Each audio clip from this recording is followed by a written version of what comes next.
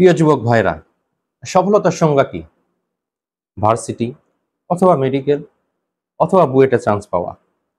যদি আমি চান্স না পাই তাহলে তো আমার এই জীবনটা ব্যর্থ। এখন আমার এই জীবনকে আমি নেশা করে শেষ করে ফেলবো নাকি? প্রিয় যুবক ভাই, এটা আসলে সফলতার সংজ্ঞা নয়। আমাদেরকে যেটা বোঝানো হয় সফলতার সংজ্ঞা, এটা একটা ভুল সংজ্ঞা। এটা আসলে সফলতার সংজ্ঞা না।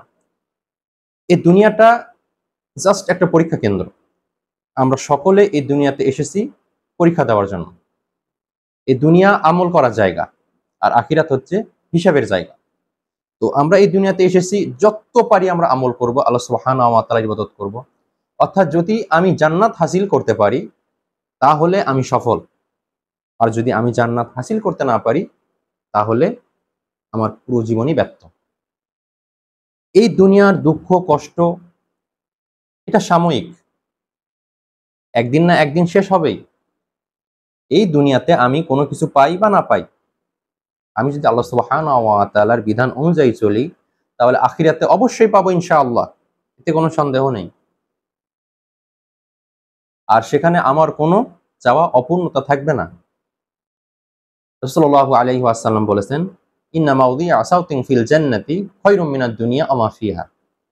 জান্নাতে চাবুক রাখার জায়গাটুকু দুনিয়া এবং দুনিয়ার মাঝে যা কিছু আছে তার চেয়ে উত্তম। সুবহানাল্লাহ, সুবহানাল্লাহি ওয়া বিহামদিহি। আর এই দুনিয়ার জীবন পুরোটাই ধোঁকা। আমাদেরকে প্রতিনিয়ত ধোঁকা দিচ্ছে।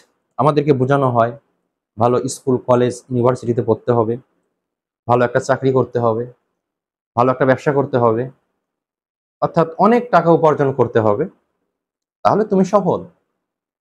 তাছাড়া তুমি সফল নও। কিন্তু আমাদেরকে এটা বোঝানো হয় না যে তুমি যদি জান্নাত অর্জন করতে পারো তাহলে তুমি সফল, তাছাড়া তুমি সফল নও।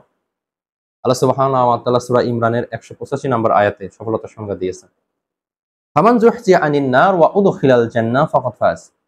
কিয়ামতের দিন যাকে জাহান্নাম থেকে দূরে রাখা হবে এবং জান্নাতে প্রবেশ করানো হবে, একমাত্র সেই ব্যক্তি সফল।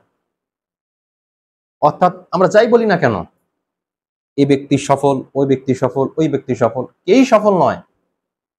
কিয়ামতের দিন আল্লাহ সুবহানাহু ওয়া তাআলা যাকে জান্নাত দিবেন শুধুমাত্র সেই ব্যক্তি সফল, অন্য কেউ সফল নয়।